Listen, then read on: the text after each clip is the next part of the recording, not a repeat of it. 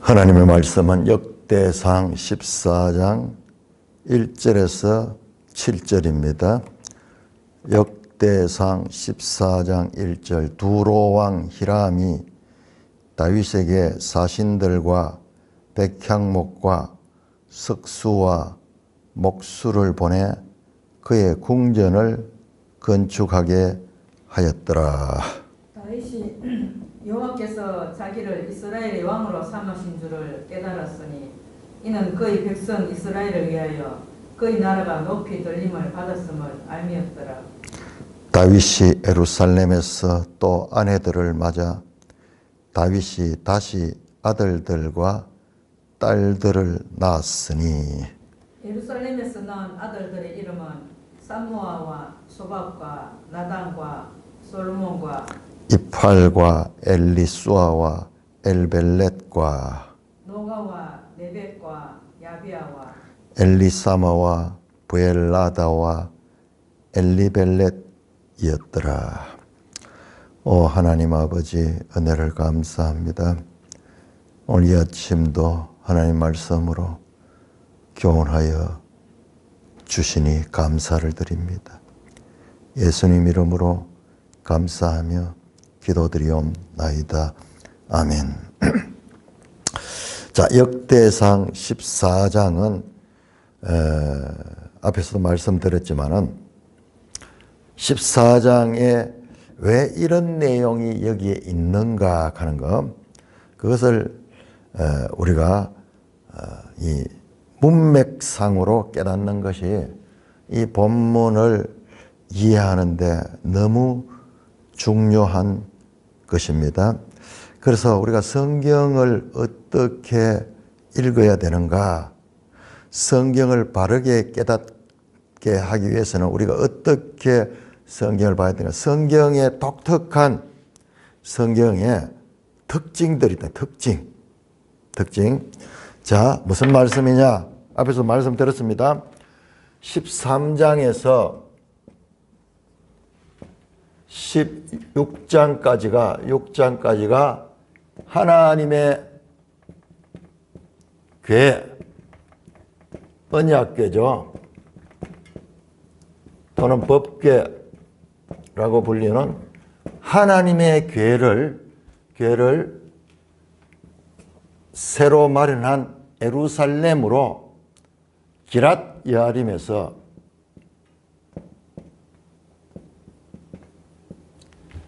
예루살렘으로 이전하는 겁니다. 법궤가. 그러니 언약궤가 이게 블레셋에 빼앗겼다가 다시 이쪽으로 돌아와서 기랏 여아림에 70년 동안 방치되어 있었습니다. 그래서 다윗이 역대기에서는, 지금 역대상에서는 이걸 가장 중요한 사건을 삼는 거. 물어보세요. 4장에 걸쳐가지고 되어 있거든요. 근데 문제는 14장, 오늘 우리가 읽던 14장은 표면상으로는 이 언약궤 이전과 아무 상관이 없는 그런 내용이에요. 블레셋과 전쟁하는 내용. 그리고 이 1절에 보면은 두로왕이 다윗에게 궁전을 지어주려고 하고 있는 그 장면이 나오는 거예요. 자, 15장 보세요. 15장 1절 다윗이 다윗성에서 자기를 위하여 궁전을 세우고 하나님의 궤 둘 곳을 마련하고 그것을 위하여 장막을 치고 다시 하나님의 궤를 이제 옮겨오면은 어디에 놓을 것인가 그 장소를 장만하고 그 다음에 거기 보면은 하나님의 궤를 메고 오는 내용이 나옵니다. 그래서 16장까지가 하나님의 궤 이동에 관한 이 궤를 이동하는 그 사건을 가르고 있는데, 그 문제는 14장이 그 언약궤 이전과는 전혀 상관없는 두로왕이 다윗의 궁전을 지어주고 그 다음에 블레셋과 전쟁하는 내용이 나오는 거예요. 그래서 성경 비평학자들이 있어요. 성경을 믿지 않고 성경을 분석하고 그냥 일반 문서를 비판하듯이 그 신학자를 갖다가 자유주의 신학자들하고 고등 비평이라고 아주 수준 높은 그런 차원에서 이 성경을 비판한 거야. 그럼 뭐예요? 성경이 하나님 말씀이라는 것을 인정하지 않는 사람들이에요. 그렇기 때문에 그렇게 내 지혜가 하나님 지혜보다 더 높다고 생각하는 거예요. 그래서 오늘날 유럽이나 이 서구에 가서 신학을 공부하고 온 사람들이 그런 걸 배워오는 거예요. 그게 오늘날 신학의 대세를 이루고 있어요. 그런 걸 배워가지고 그 성경을 막 비평하는 거예요. 그러면 그 사람 뭐예요? 성경보다 자기가 더 똑똑하잖아요. 성경을 자기 마음대로 비판하는 거예요. 이런 거는 편집상 잘못됐다. 이 봐라. 주제가 하나님의 교회 언약인데 이 내용은 그거하고 아무 상관없는 거잖아. 그러면서 이런 본문은 아주 강하게 비평하고 성경의 오류성을 증명하는 그런 것으로 그렇게 막 분석해서 비판을 하면서 결국 비판한다는 것은 내가 하나님보다 이 성경보다 더 내가 똑똑한 거잖아요. 그런 식의 이 신학이 유럽을 휩쓸고 있는 거예요. 당스럽게도 미국 같은 데는 아주 보수적이고 개혁주의적인 그런 신학자들이 예를 들어 가지고 그 대학이 어딥니까? 프린스턴에서 분리돼 나오는 대표적인 우리나라 사람들이 많이 갔던 그 대학교. 근데 갑자기 이름이 생각이 잘 안 나는 너무 하나인데 나이가 이제 들었는 표지가 나는 모양이네. 프린스턴에서 분리돼 가지고 나와서 그렇게 새로 웨스트민스터 신학대학교. 웨스트민스터 신학교. 근데 그거를 초기에 1930년대 이제 20년대 미국에서 그래서 갑자기 이 프린스턴이 원래 아주 보수적인 신학인데 그런 자유주의 신학이 돌아가지고 프린스턴이 완전히 자유주의 신학의 온상이 돼버렸는 거예요. 그래서 거기에서 이건 아니다 그러면서 이 전통적인 그런 성경 무호성을 믿으면서 성경을 바르게 가르치는 교수들이 중심으로 해서 거기서 나와가지고 그러니까 프린스턴이 원래 보수적인 데인데 자유주의 신학이 자꾸 유럽에서 들어오면서 자유주의 신학자들이 지배를 해버리고 그 보수적인 학자들은 거기서 오히려 밀려나게 되고 그래서 그들이 이렇게 해서는 안 된다. 그래서 따로 학교를 만들어 가지고 아주 쪼매태요. 프린스턴보다는. 프린스턴은요 오늘날 세계에서 유명한 대학이 됐잖아요. 일반 종합대학으로 발전하면서 우리나라도 지금 그렇잖아요. 연세대학이라든지 이화여대라든지 그다음에 우리 대구의 계명대학이라든지 이런 대학들은요 다 이게 그 기독교 사학이고 신학과를 중심으로 시작이 됐던 학교예요. 그런데 나중에는 신학교는 다 없어져 버리고 일반 학교로 세상적으로 큰 학교들이 돼버렸죠. 그리고 거기에 지금 신학 있는데 그 신학이 전부 자유주의 신학이에요. 그래서 신학은 연세대 신학과 나왔는 것을 알아주지 않는 거예요. 이화여대 신학과도 없을 거예요. 아마 기독교육과나 뭐 이런 건데 그거는 안 알아주는 거예요. 그래서 총신대 따로 있는 거예요. 합신대 따로 있는 거예요. 신학 중심으로 하는. 자, 무슨 말이냐? 그래서 예를 들어 이 14장 하나를 우리가 해석하는 것이 그런 것을 분별하는 데 너무 중요한 거예요. 과연 자유주의 신학자들의 보는 게 맞는가? 아니면은 믿음으로 일단 이건 하나님의 말씀이라고 믿고 그러나 그들이 말도 보니까 맞잖아요. 전혀 이게 교회 이전하고 상관없는 그런 내용이 여기 생뚱맞게 들어있으니까는. 그런데요 정말 하나님 말씀 있는 사람은 하나님께 기도하고 왜 이 내용이 여기 있습니까? 물으면서 나중에 그 답을 찾는데 오늘 제가 그 말씀 드리는 거예요. 자, 14장이 하나님의 교회를 이전하는 그 사건과 전혀 무관한 생뚱맞은 사건인가? 아니면은 이 14장이 있어서 하나님의 교회 이전에 있어가지고 아주 중요한 이 의미를 담고 있는 장인가? 그냥 우리 14장만 보면요. 그게 연결이 안 돼요. 그러니까 문맥으로 봐야 되는 거예요. 13에서 16장까지가 하나님의 계획 이전에 관한 것이다. 관한 것이다. 정말 그 자유주의신학자들이 말하듯이 이게 도대체 법계 이전과 무슨 상관이 있는가? 그래서 이런 부분은 그 사람들은 막 문서 편집 비평합니다. 성경이 이렇게 지금 한 권의 책으로 되어 있지만 여기저기 부분적으로 있던 걸 편집하다가 보니까는 이게 편집이 잘못돼가 이 내용이 거기 들어갔다. 이런 식으로 비판을 해버리면요. 그거 뭐 그렇잖아요. 13장도 법계 이전, 15장, 16장도 그런데 이거는 뭐 전혀 괴 이야기도 나오지도 않고 그렇잖아요.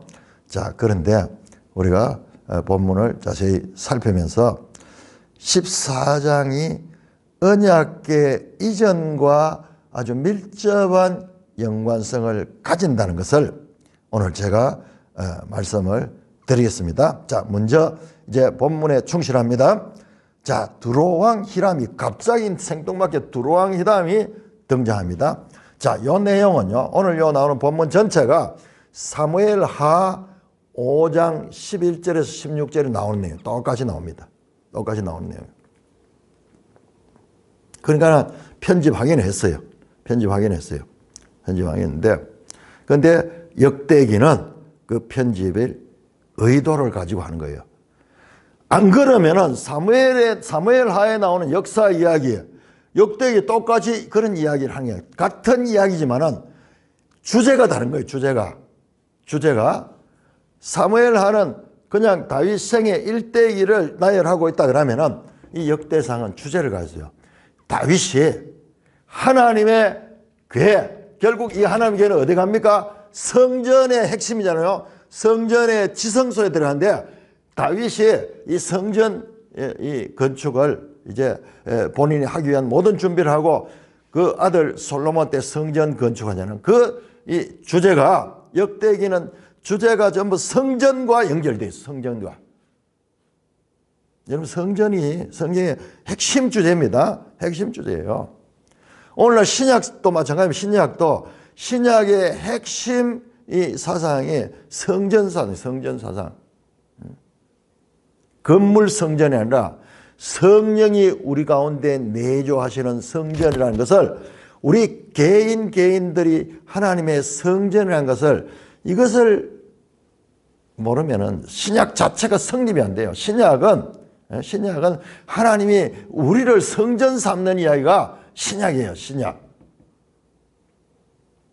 그렇게 보면은 저 에덴에서부터 해서 저 신약 전부 다가 성전을 중심으로 전개되고 있는 대주제를 그 속에 가지고 있습니다.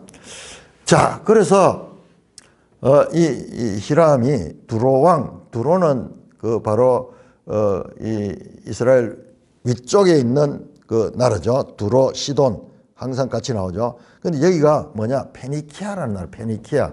우리 일반 역사에서는 페니키아라는 나라인데 이 페니키아는요. 무역을 해가지고 지중해 전체를 해가지고 그 무역을 해가지고 큰 돈을 벌이고 그래서 아주 영향력 있는 나라입니다.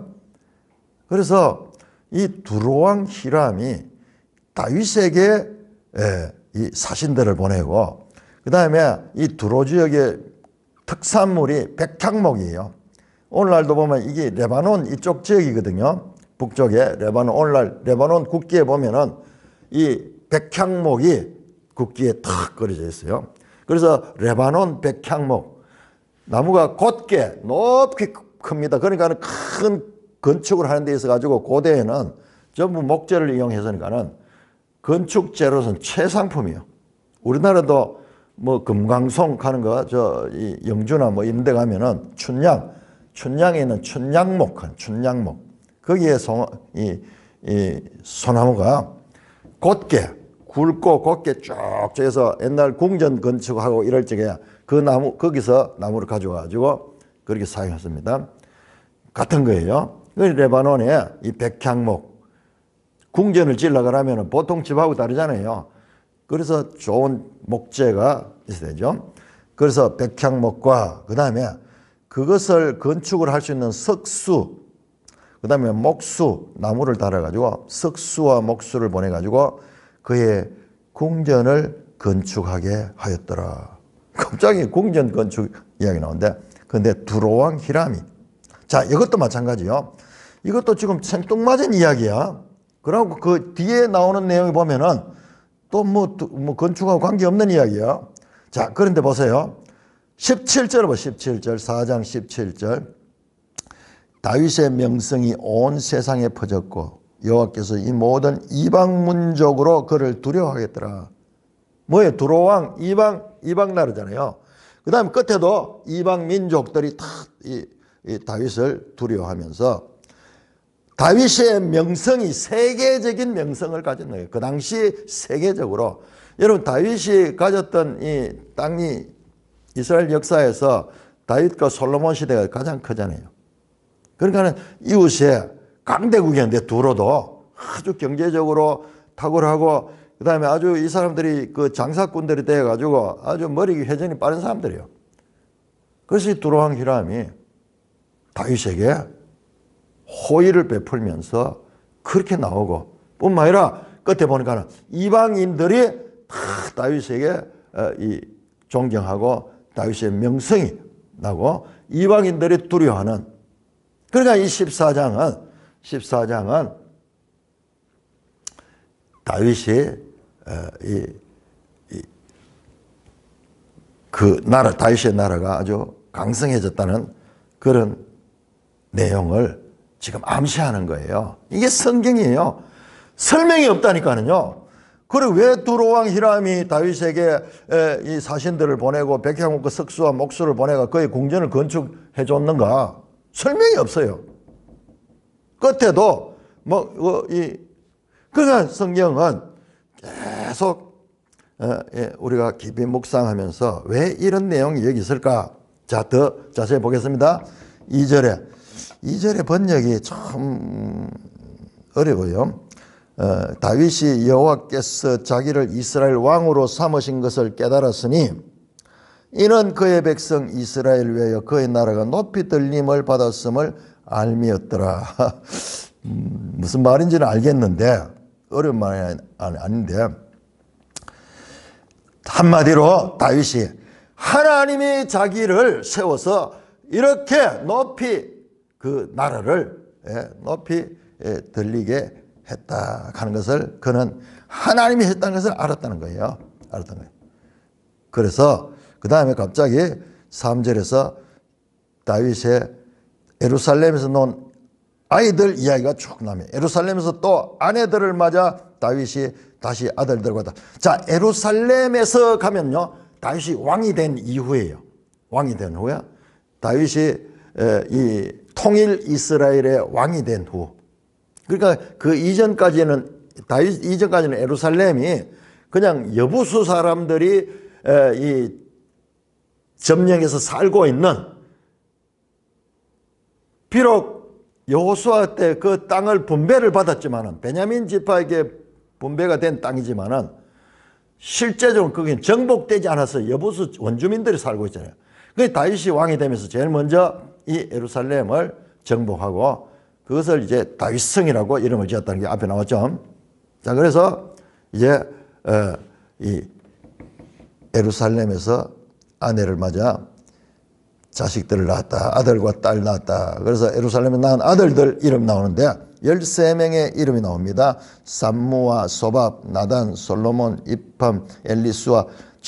이 가운데 왜 갑자기 예루살렘에서 난 아들들의 이름이 나올까? 이것도요, 깊이 생각을 해야 돼요. 지금 이게는요, 예루살렘에서 낳은 아들들은요, 다윗이 왕이 된 이후에 낳은 아들이에요. 근데 고대 역사를 이래 보다 보니까는 주로요, 왕이 되기 전에도 아들들이 많이 있잖아요. 다윗이 헤브론에서 난 아들들, 저 암논, 압살롬 이런 사람들 쫙 있거든요. 그런데 예루살렘에서 왕이 된 후에 난 아들들의 의미는요, 좀 달라요. 왜 그러나 그러면은, 제가 지금 잊어버린데 잠깐 이 중동 지역 이 역사에 보니까는 고레스 이야기인가 여기 보면은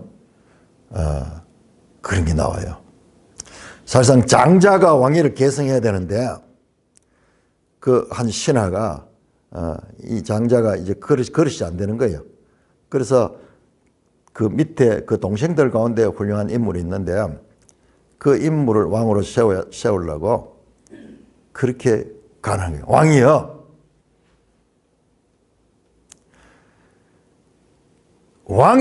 왕위 계승은 무조건 장자라고 되는 것이 아니고 왕이 된 이후에 태어난 아들이 그 아들이 장자권이 있습니다. 아들이 10명 있으면은 그 가운데서 왕이 된 이후에 난 아들들이 자, 그 이야기가 꾀라고 받는 그 책에는 기록하고 있는데 그 꾀가 아니고 사실상 그게 이 다윗 경우를 보면 상당히 설득력이 있어요. 이 중에서 솔로몬이 왕이 되잖아요. 그 성경 보세요. 아무 암시도 없이 그냥 나열하고 쳐요. 13명의 이름 가운데 one of them 그들 가운데 한 사람을 그냥 스쳐 지나가잖아요. 이게 성경의 복선, 암시. 그러니까는 제가 오해하기 쉬운데요. 성경은 불친절합니다. 왜 불친절하냐? 그러면 어떻게 성경을 찾고 노력하고 자꾸 이 깊이 말씀을 읽고 또 읽고 그 다음에 문맥을 생각하고 이러다 보면은 그때 하나님 뜻이 보여요. 하나님 뜻이 보입니다. 자, 스쳐 지나갑니다. 자, 여기까지도 전혀 언약궤 이전과는 상관없는 내용들입니다. 좀 내용이 산만하죠. 두로왕이 궁전을 지어줬다. 다윗이 하나님께서 자기를 높이는 것을 그렇게 알게 됐다. 그 다음에 예루살렘에서 13명의 아들들을 낳았다. 뭐예요? 한 절 한 절이 연속성이 없는 것 같아요. 자, 그 다음에 8절에서 12절까지 자, 이 14장의 중심 부분이죠. 14장의 중심 부분입니다. 자, 14장 8절 다윗이 기름 부음을 받아 온 이스라엘의 왕이 되었다 함을 블레셋 사람들이 듣고 모든 블레셋 사람들이 다윗을 찾으러 올라오매 다윗이 듣고 대항하러 나갔으나 블레셋 사람들이 이미 이르러 르바임 골짜기로 쳐들어온지라. 다윗이 하나님께 물어 이르되 내가 블레셋 사람들을 치러 올라가리까 주께서 그들을 내 손에 넘기시겠나이까 하니 여호와께서 그에게 이르시되 올라가라 내가 그들을 내 손에 넘기리라 하신지라. 이에 무리가 바알 브라심으로 올라갔더니 다윗이 거기서 그들을 치고 다윗이 이르되 하나님이 물을 쪼개같이 내 손으로 내 대적을 흩으셨다 하므로 그곳 이름을 바알 브라심이라 부르니라. 블레셋 사람이 그들의 우상을 그곳에 버렸으므로 다윗이 명령하여 불에 사르니라. 자, 또 이번에는 또 다른 주제가 옵니다. 블레셋이 이제 이스라엘을 쳐들어옵니다. 전쟁을 합니다. 1차로 이제 블레셋 사람들이 다윗을 쳐들어요. 자, 우리 지도를 한번 볼까요? 9절에 보니까 이미 블레셋 사람들이 르바임 골짜기까지 쳐들어왔는 거예요. 자, 지도 161쪽 161쪽 지도를 보시면은 자, 르바임 골짜기 나온 다윗의 전쟁 거기에 나오는 내용이네요. 자, 블레셋에서 화살표가 돌아서 지금 거기 르바임 골짜기 전쟁이 났죠. 거기 바알브라심이라고 쓰있죠. 바알브라심. 지금 이 장소를 가리켜 이 장면. 그럼 여기가 예루살렘과 아주 가깝잖아요. 예루살렘은 산 위에 있고 예루살렘 주위에는 전부 골짜기잖아요. 아마 그쪽에 가까운 골짜기인 것 같아요. 르바임 골짜기에 군대 가면 쫙 와 있는 거예요. 여는 준비도 안 하고 있는데 이미 적은 쳐들어와서 딱 포위하듯이 그렇게 지금 쳐들어온 그런 위협적인 긴박한 순간입니다. 그런데 다윗의 행동을 보면요. 10절입니다. 다윗이 하나님께 물어 이르되. 자, 여기에서 다윗이 하나님께 묻습니다. 자, 여러분들 앞에서 제가 어제도 말씀드렸지만은 하나님께 묻다. 이게 이거는 이제 원어를 봐요. 이게 아주 중요한 의미를 가져. 묻다. 다라시라고 하죠. 다라시. 사울은 하나님께 묻지 않았다. 이게 하나의 특징. 그래서 다라시 묻지 않았다. 그렇죠? 자, 오늘 우리 번역에서는 동일하게 다윗은 하나님께 묻다 나오죠. 자, 근데 이건 뭐 그냥 넘어가도 되는데 제가 말씀드렸는데 이 묻다는 단어가 달라요. 이게 히브리어가 달라요. 이거는 사알. 근데 우리 번역에는 똑같으니까는 뜻이 똑같으니까 다라시 그다음에 쌀 동일하게 묻다고 되어 있습니다. 자, 여러분 사울은 다라시 묻지 않는 사람이고요. 다윗은 묻는 사람으로 지금 등장하고 있습니다. 자, 그러니까 물으니까는 하나님께서 내가 블레셋 사람들을 치러 갈까요 말까요 하나님께 물으니까 하나님께서 답을 하는 거예요. 여호와께서 그에게 이르시되 올라가라. 내가 그들을 너 손에 넘기리라 하신지라. 여러분 이거 보세요. 이게 여기서 아주 중요한 지금 우리 기독교 신앙의 가장 중요한 주제가요. 주제 가운데 하나가 하나님의 주권과 사람의 책임입니다.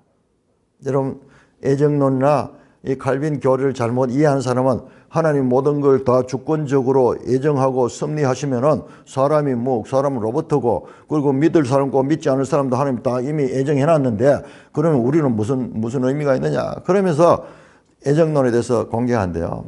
애정론은 그런 거 아닙니다. 하나님의 주권적 섭리와 사람의 책임적인 반응이 있습니다. 자, 여기에 분명히 나왔는데 하나님께서 뭐라고 하면 그들을 너 손에 넘기리라. 하나님이 넘깁니다. 이에 무리가 올라가서 그들을 쳤습니다. 하나님께서 이미 넘겨주셨고 그리고 다윗은 전쟁에서 승리를 했습니다. 이거는 사람 면에서 보면 사람이 이긴 것 같지만 하나님께서 그 전쟁을 이기도록 하신 것입니다. 그래서 하나님의 주권 줄여서 하주, 사람의 책임, 사책. 자, 이게 무엇이 먼저고 무엇이 나중인지 우리가 이걸 하기 전에 자, 이게 근본적으로 여기 나와요. 제가 그림을 늘 이렇게 그는데요. 그림을 하나님의 주권 안에 사람의 책임이 들어있다. 또는 이 하나님 주권이 사람의 책임보다 더 크다 이야기하는데요. 자, 이걸 철학자들 가운데 아리스토텔레스라는 사람이 철학적인 논쟁을 하면서 말하는 게 있어요. 그걸 이야기하면 더 쉽게 됩니다. 하나님의 주권은 제1원인, 사람의 책임은 제2원이다. 그런데 우리는 이걸 안 보이니까는 전부 이것만 보는 거예요. 그런데 성경은 이 두 가지를 같이 말해요. 쉽게 이해가 되죠. 하나님 주권과 사람 책임은 늘 이게 혼돈스러운데요. 근본적으로 하나님의 허락을 하시잖아요. 내가 그들을 네 손에 넘기리라. 하나님 주권적으로 섭리하시죠. 그러니까 다윗이 가서 책임적으로 행동하죠. 그러나 근본적으로 제1원인은 하나님이고 사람이 그 제2원인이 됩니다.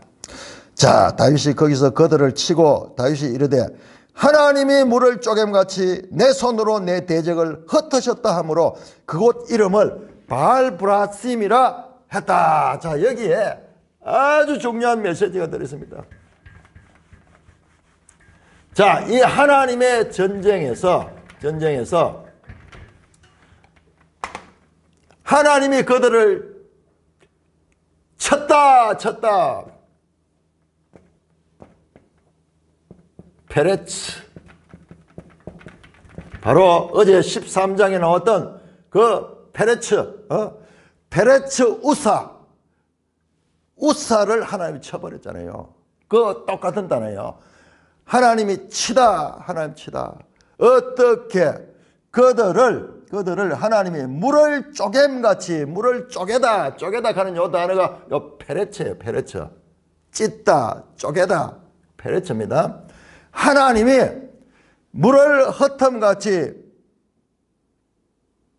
내 손으로 내 대적을 흩으셨다, 찢다, 흩다. 똑같은 페레츠예요. 그래서 그 이름을 바알 페레침이라고 했거든요. 바알 페레츠의 이 복수형을 써가지고 바알 페레츠 가는 거. 바알 가는 거 뭐야? 주인. 바알신 나오죠. 바알신. 바알이 주님이에요. 주님. 그렇게 하는 거예요. 자, 바알 브라심 가는 게 바알 페레침이에요. 바알 페레침. 앞에 나온다. 페레스 우사하고 같은 그 어근이 같습니다. 바알 페레츠 쪼개다. 여기에 페레츠라는 단어가 3번이나 반복되어 나와요. 바알 페레츠. 자, 그러니까는 제가 여기서 지금 중요하게 말씀한 13장과 14장은 전혀 내용상, 주제상 연결되지 않는 거라고 봤는데 핵심 주제가 여기는 바알 페레츠 나오죠. 페레츠 우사, 바알 페레츠 전부 이 바알 페레츠 이것으로 하나는 우사 유대인이 이 침을 당했고 이 14장에서는 블레셋이 침을 당했네. 말이죠. 하나님은 자기 백성이든지 또는 이방 백성이든지 하나님이 치시는 거예요. 그런데 어떻게 하나님 말씀대로 순종 안 했을 때, 그리고 말씀대로 순종하실 때는 자기 백성을 돌보고 하나님이 그 원수를 치고, 그렇지만은 자기 백성이라도 하나님의 법을 어길 적에는 치시는 분이다. 이게 두 개 나오는 하나님의 속성이 지금 드러나고 있는 거예요. 그래서 우리는 하나님이 우리 편이니까 우리는 무조건 봐주고, 그게 아니에요. 하나님은 공의와 사랑의 말씀으로 그렇게 역사합니다. 바알 페라침 베랄. 그래서 바알 페라침이 페라침. 바알 브라심 이렇게 되는데 우리말로 되는데 이 페레츠 동일한 핵심 단어예요. 자, 어떻게 하나님께 여쭈니까는, 하나님께 물으니까는 하나님께서 페레스 찢으셨다. 그러면은 문제가 뭡니까? 13장에서 페레츠를 당했던 이유가 등장하잖아요. 묻지 않으니까는 페레츠를 됐는 거예요. 물으니까는 원수를 페레츠하고, 묻지 않았을 때는 자기 백성을 페레츠했는 거예요. 자, 그 주제가 또 나옵니다. 자, 13절에서 17절까지 교독합니다. 블레셋 사람들이 다시 골짜기를 침범한지라. 다윗이 또 하나님께 묻자온데 하나님이 이르시되 마저 올라가지 말고 그들 뒤로 돌아 뽕나무 숲을 맞은편에서 그들을 기습하되. 뽕나무 꼭대기에서 걸음 걷는 소리가 들리거든 곧 나가 싸우라. 너보다 하나님이 앞서 나가서 블레셋 사람들의 군대를 치리라 하신지라. 이에 다윗이 하나님의 명령대로 행하여 블레셋 사람들의 군대를 쳐서 기브온에서부터 게셀까지 이르렀더니 다윗의 명성이 온 세상에 퍼졌고 여호와께서 모든 이방 민족으로 그를 두려워하게 하셨더라.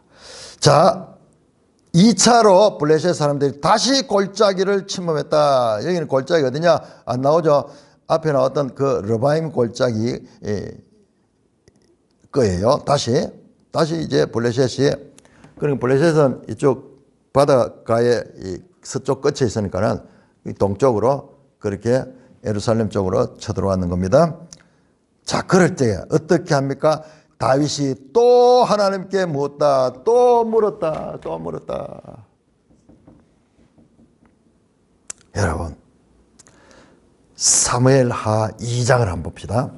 사무엘하 2장. 다윗의 특징은요, 하나님께 묻는 사람입니다. 사무엘하 2장 1절. 그 후에 다윗이 여호와께 여쭈어 아뢰되 쌀이거든요. 물었다. 내가 유다 한 성읍으로 올라가리까? 여호와께서 이르되 올라가라. 다윗이 아뢰되 어디로 가리까? 헤브론으로 갈지니라. 자, 하나님께 계속 묻잖아요. 그러면 하나님 답해 주시고. 자, 이게 언제냐 그러면요, 우리가 사울이 죽고 바로 다윗이 왕이 된 들로 생각하기 쉬운데 그렇지 않아요. 그렇지 않습니다. 최소한 한 6년 정도 간격이 있는 것 같아요. 그러면은 사울이 죽고 왕위는 누가 있느냐? 사울의 아들 이스보셋이 왕이 됩니다. 이스보셋이 왕이 됩니다. 그래서 한 2년 동안 거기 왕이 있었고, 그 다음에 그 가운데도 체제 경쟁이 있어요. 그때 이 다윗은 헤브론 지역의 왕으로서 이 위치를 차지할 때입니다. 요때 하나님께서 다윗이 여호와께 물으니까는 유다 어디로 갈까? 헤브론으로 가라. 그래서 헤브론에 가서 거기에서 4절에 보면은 유다 사람들이 와서 거기서 다윗에게 기름을 부어 유다 족속의 왕으로 삼았더라. 그러고요, 이 사무엘하를 천천히 보면 다윗의 인격이 나오는데요, 다윗이 들어와서 뭘 했느냐 그러면은 사울 왕에 대해서, 죽었던 사울 왕에 대해서 예를 갖추고, 그 다음에 사울 왕의 시신들을 잘 돌봐준 길랏 야베스 사람들을 칭찬하고, 그렇게 하면서 사울은 비록 다윗을 원수같이 생각했지만 다윗은 그 사울을 왕으로서 인정하면서 그 죽음을 안타까워하는 그런 내용이 나옵니다. 자, 그러되고 보니까 8절부터, 사무엘하 2장 8절부터 사울의 군사람 네엘의 아들 아브넬이 이미 사울의 아들 이스보셋을 데리고 마함을 건너서 길랏과 아술과 이스라엘과 에브라임과 베냐민과 온 이스라엘의 왕으로 삼다. 온 이스라엘의 왕은 지금 누구냐? 이스보셋이요. 사울의 아들이에요. 사울의 아들. 자, 그래서 이제 이 가나안 땅에 두 왕 체제가 있는 거예요. 그러나 큰 왕은 저 이스보셋이고 사울은 한쪽, 저 남쪽의 한 지역의 왕입니다. 자, 3장 1절 보세요. 3장 1절. 사울의 집과 다윗 사이 전쟁이 오래매. 이 사울과 다윗이 서로 전쟁을 하면서 다윗은 점점 강하게 가고 사울의 집은 점점 약해지고, 2장에서 이스보셋이 죽습니다. 이스보셋이 죽고, 그러면서 다시 보세요. 3장 2절에서 5절에 다윗이 헤브론에서 낳은 아들 헤브론에서 낳은 아들 명단이 쫙 나와요. 자, 오늘 우리는 역대상에서는 다윗이 예루살렘에서 낳은 아들 명단이 쫙 나오는 걸 봤죠. 자, 그러면서 한 7년 정도를 헤브론의 왕에서, 그 다윗이 묻는 거 보세요. 그러니까 물었잖아요. 그러니까 다윗은 하나님 마음에 합한 사람인 것이 항상 자기 생각과 자기 뜻대로 하지 않고 우리 10장 그 마지막 부분에 역대상 10장 마지막에 사울이 왕위에서 쫓겨나고 죽음을 당했던 이유를 설명한 성경이요. 그는 여호와께 묻지 않았더라. 딱 명백해요. 대조되냐. 다윗은 물었습니다. 그런데 그 다윗이 지금 오늘 본문에도 계속 묻죠. 문제. 근데 이 사무엘상을 자세히 내가 언제까지 물었는가를 자세히 보니까는 사울도 인간인지라요. 요때까지. 그래서 전성기가 되면서부터는 묻지 않고 죄로 막 빠져나가는 것을 보게 되는데, 자관 이 젊은 청년 다윗은 하나님께 묻는 사람이었다. 그러니까 하나님 기쁘게 그를 통해서 역사하시고, 그렇게 해서 다윗을 온 이스라엘의 왕으로 삼았습니다. 자, 블레셋 사람들이 다시 골짜기 시험을 다윗이 또 하나님께 물었다. 오늘 본문입니다. 자, 역대상 14장 13절. 자, 이번에 보세요. 하나님이 이러시되, 하나님이 답을 하는데 마주 올라가지 말고 앞에서는 올라가라. 그러면 내가 이기게 해주겠다. 아주 단답형이었죠. 근데 이번에 보세요. 하나님과 대화를 나눕니다.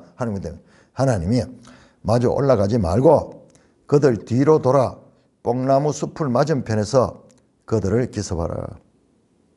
뽕나무 꼭대기에 딱 기습하고 숨어 있다가 뽕나무 꼭대기 걸음 걷는 소리가 들리거든. 아마 이게 가을인지 낙엽 밟고 이러면은 그 소리가 들리겠죠. 곧 나가서 싸우라. 너보다 하나님이 앞서 나가서 블레셋 사람의 군대를 치라. 여기도 보세요. 하나님이 나가서 치는 거예요. 이에 다윗이 16절 명령대로 행하여 블레셋 사람 군대를 쳤다. 보세요. 둘이 쳐. 하나님이 나가서 치거든요. 하나님이 나가 치고 다윗이 치는 거예요. 자, 결과적으로 볼 때는 다윗이 승리하고 다윗이 친 거지만은 제1원인은 하나님이에요. 하나님. 그리고 다윗이 사람으로 책임적으로 거기에 순종을 했습니다. 그래서 기브온에서 게셀까지 이르렀다. 그럼 17절에, 자, 여기 16절까지는 사무엘하 11장 5장 사무엘하 5장 11절에서 16절에 나오는 내용이요. 나오는 내용인데, 그런데 17절은 나오지 않습니다. 17절은 다윗의 명성이 온 세상에 퍼졌고 여호와께서 모든 이방 민족 그를 두려워했다. 제가 처음에 말씀드렸듯이 1절에 두로왕 히람, 그 다음에 제일 마지막에 세상에 그 명성이 나오고 이방 민족이 그를 두려워했다. 이 두 개가 처음과 끝에 있고, 그 다음에 그 중간에 블레셋과의 전쟁이 있으면서 하나님께 물을 적에 하나님께서 응답하시고 하나님께서 페레스 시켜줬다. 하나님께서 그들을 치고 그들을 찢어버렸다. 그 대적들을 물리쳐줬다. 그래서 이 14장은 처음에 시작할 때 말씀드렸죠. 이 언약궤 이전과 아무 상관없는 이야기가 아니고, 자유주의 신학자듯이 표면적으로 보면 그렇지만 그러나 내용적으로 볼 적에 이런 핵심 사상, 다윗의 실패의 원인이 무엇이며 다윗의 성공의 원인이 무엇이고, 그로 말미암아서 그가 온 이방의 명성이 크게 나타나게 되었던 이유가 무엇인가를 여기에 담고 있는 거예요. 담고 있는 것입니다. 자, 그렇게 해서 다윗의 이 승리는, 다윗의 승리의 원인은 하나님이 제1원인이 되어 주시니까는 승리하는 거야. 그러니까 다윗이 하나님께 물으니까는 하나님께서 다윗과 함께 하시고 다윗을 승리하게 하셨다 하는 주제가 나오는 거예요. 그렇다면은 13장의 언약궤를 옮길 때의 실패가 하나님께 묻지 않았다. 13장을 자세히 보면요, 사람들에게 물었어요. 사람들 온 이스라엘 회중에게 물고 그 대표달 장로들에게 묻고 다 그렇게 하면 정작 하나님께는 묻지 않았던 모습이 나오게 됩니다. 자, 그래서 이 내용도 이제 15장, 16장을 보면은 제가 오늘 말씀드렸던 것이 더 명확하게 깨달아지게 될 것입니다. 자, 그래서 15장에서는 이제 13장에 실패한 언약궤 이전이 15장에서 순적하게 되고, 자, 16장에 가면은 하나님 궤를 이제 다윗성에 옮기고 거기에서 큰 이 감사 그 의식을 행하고 그다음에 예배를 하고 그다음에 찬양을 하는 그 언약궤 안치의 그 기쁨을 이 온 백성들이 함께 누리는 내용으로 이어지게 됩니다.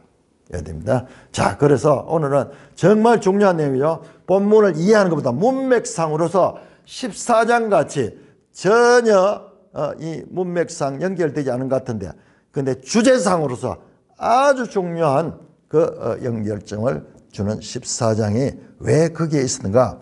자유주의 신학자들이 이거 편집 과정상의 실수고 이런 건 오류다. 그래서 성경은 오류가 많다.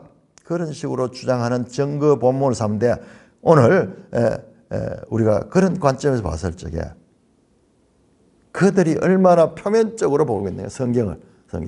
정말 그 주제면에서 성경은 탁월하게 참으로 하나님의 지혜를 가지고 우리에게 이 말씀하시고, 14장도 아주 언약궤 이전에 성공에 있어가지고 무엇이 문제였던가, 실패한 이유가 무엇이며 어떻게 하면 성공될 것인가를 암시하는 그런 내용이 그 속에 담겨져 있다는 것을 알려줍니다. 시간 순서로는요, 이게 안 맞아요. 시간 순서 안 맞는데, 그런데 제가 말씀드렸죠. 역대상은 단순한 시간 순서의 나열이 아니고 이거는요 편집인데, 뭐 주제를 강조하는 편집이에요.